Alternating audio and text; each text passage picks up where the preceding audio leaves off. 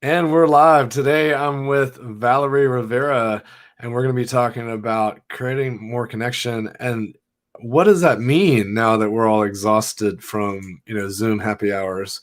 Uh, so Valerie, welcome. It's great to be with you. Thanks. I'm so excited. Huge fan of voltage control. And I can't think of anybody better to be talking about than you on the topic of connection. Oh, So, awesome. Excellent. Yeah, that was the theme of the conference last year, and it was really hard not to repeat that same theme because it's like so near and dear. They were like, I was like, yeah, but we can't have the same theme. So we decided to theme it shifts this year because we're all having to make so many shifts, and that's something you're feeling right now, shifting to Germany, and how we embrace these changes. it's so true. I got to tell you, I think it's almost like it's unfolding over and over again, but I'm deeply aware that I'm not totally in control of my life right now and what's happening. And I think more and more we're feeling that across the globe.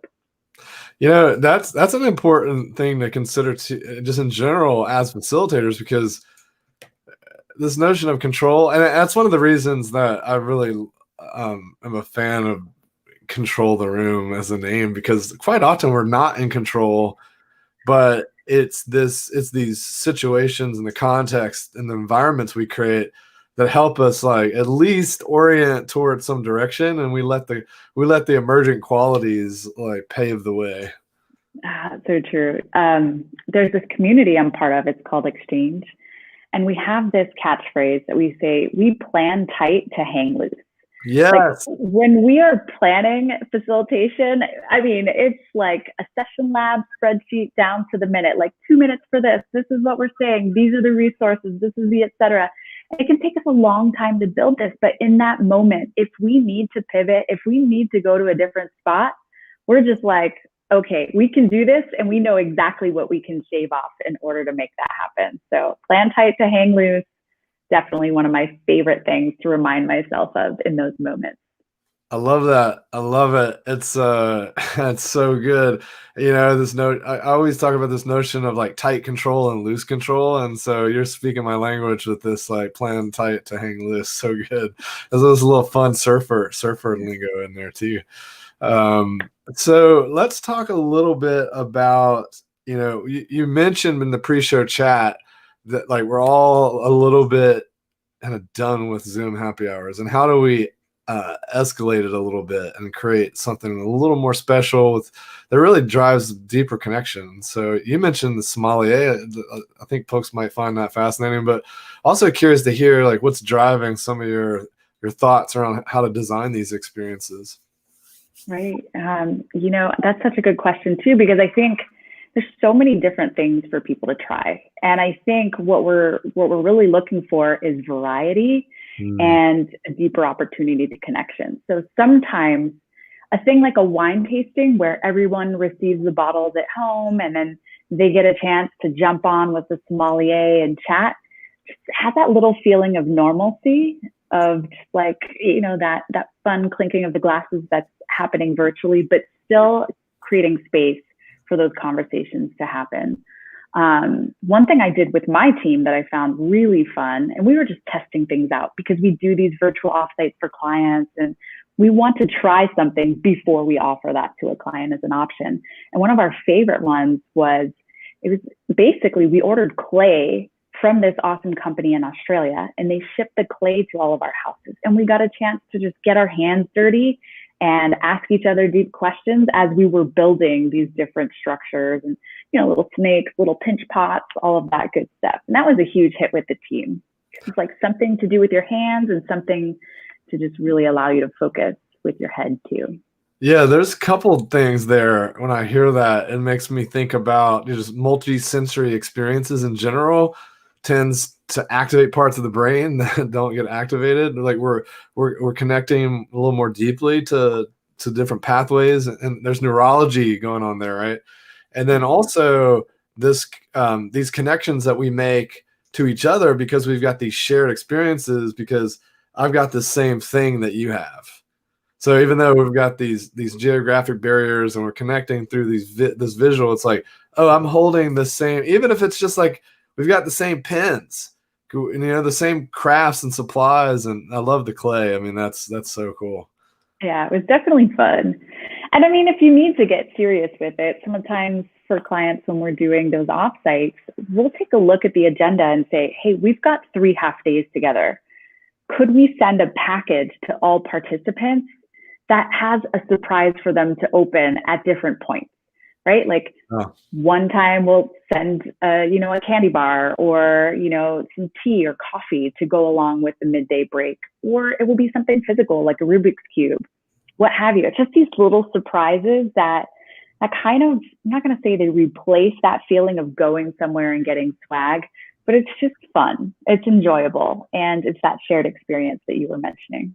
Yeah, and if we can design it in so there's a through line, so it connects back to something we're working on, or if we can create some epiphany for them, based on wherever we're trying to get them to go, that's the extra prize, right?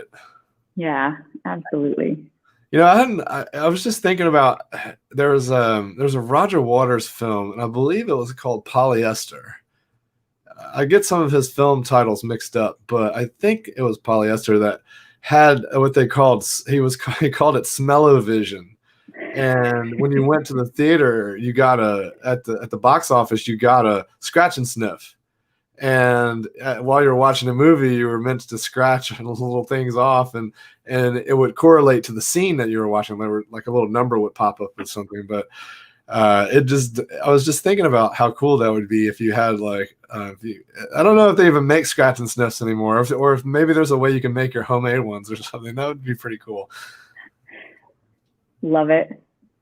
Excellent. Creative.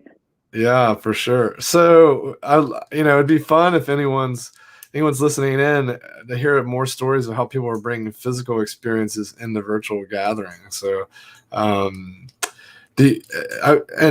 Valerie, I'm curious if you had any other examples, because you had the wine example. That's really cool. Like people, I mean, there's smell and taste there for sure, right? Like, and the physical touch, like, we're all holding the same wine bottle. So there's that's kind of the almost hitting all the senses, it's kinesthetic.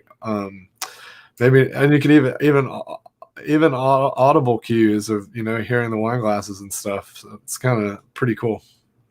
If I had to bring up my favorite example, though, it would be something that's a little more deep and that was planned out for an event we were doing. We really wanted to give each person in this experience a chance to feel appreciated by their teammates. And so in advance, we gathered everybody's favorite headshot, and then we had an artist design them into a pop art style poster. And on this poster, we crowdsourced different adjectives from their teammates that described what they admired most about them. So you'd see different things like, helpful, innovative, clever, all of these different thoughts. And we had these made into physical posters so that when we got to that certain point, after they've had a chance to, talk more deeply, be a little bit vulnerable, we have them open up these posters all at the same time and just take a look at them and really sit with them for a moment. And then we put them into a breakout where they could discuss how that made them feel. Like, what was that reaction? And that was one of the high point moments of the entire time that we spent together with them. That's really cool. There's something we've done in the past that we call a gratitude shower. And especially if someone's like leaving, or we're trying to celebrate something that someone's pivotal in. We just did it fairly recently for a nonprofit where the board president was leaving, and there's a new board president coming in, and the entire board did a gratitude shower on the leaving president, and it was pretty touching, because everyone it was just like an onslaught of just like appreciation and positive, like, hey, you've been so great, da da da da. And the fact that we planned it and asked people to put a little thought into it, it was more than, because usually the way those things go down is like they announce that they're leaving, and then people say, oh, it's such a pleasure, blah blah. It's like, it's kind of these niceties, right? But it went such a layer deeper because we named it, and there was a little protocol to it, and people had a little time to prepare something, right? And it was awesome.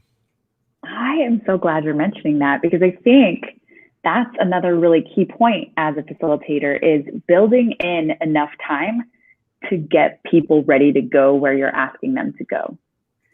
You know, how often we just wing it, or we think this thing will take 10 minutes when really we have to set the purpose, right? Like, what is it going to feel like for this person to be showered with gratitude?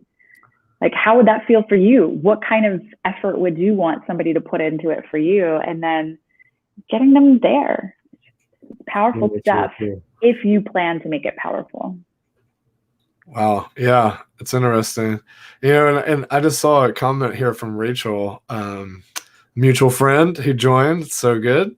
And she was actually, I think she's the reason we met. So that's cool. She is. Yeah. Totally. And she was talking about here, how IDEO was discussing on a podcast this idea of using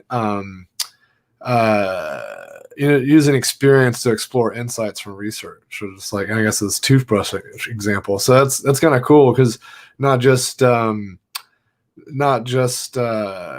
connection on a team, but how can we get more connected to these insights and these understandings? So, because a lot of times people talk about empathy, but are we, in what ways are we building bridges so that we can go deeper versus just like just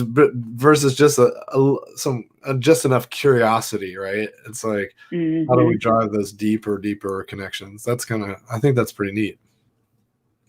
Yeah. You know, one of the things that's coming up for me is just the power of appreciative inquiry, which we use with our clients a lot. And, you know, it's something that I wasn't as familiar with the term a few years ago, but the more and the more that we use it, the more I see it just adding so much value. And being able to ask questions that have people reflecting on a strength or a moment of excellence or something like that can help them tap back into those stories where, even if they're not in the moment experiencing something, giving them the time and space to unpack something that did work really well together as a small group or team can be so incredible. Yeah, wow. That's really cool. You know, it makes me curious too, how, well, I mean, let's just talk about the appreciative inquiry for a second, because that one, it's so simple. Like, when you explain it to someone, that it's easy to dismiss.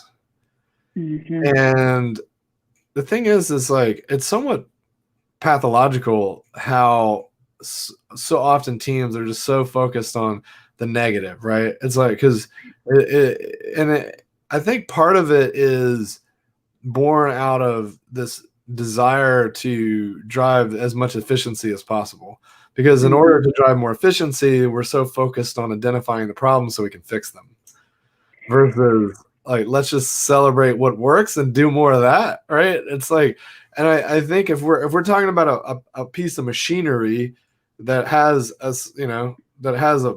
problem in it, or a piece of software that has a bug, okay, sure, we need to hunt that stuff down and address it. But if we're talking about interpersonal dynamics, team cohesion, and these kinds of things, like, I think focusing on what works for us and celebrating that stuff and doing more of it, rather than getting so lasered in on like what's the problem, I don't know. It's a healthy reframing, I would say. It is. And, you know, I think it's really important to draw that distinction that this is not toxic positivity, because what happens in those moments of focusing on excellence is that a lot of what isn't working becomes just inherently known.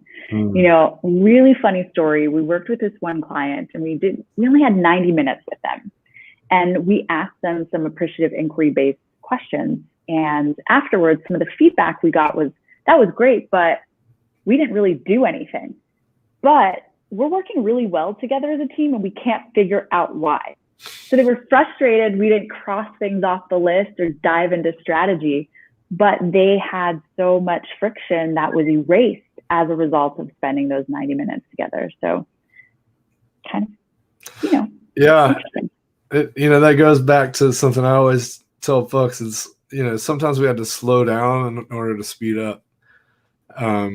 So, and you know, there's, I think I forget exactly where it came from. It might have been even Bruce Lee. It's like, um, uh, slow is smooth, smooth is fast. Right. Right. Exactly. You couldn't have said it better.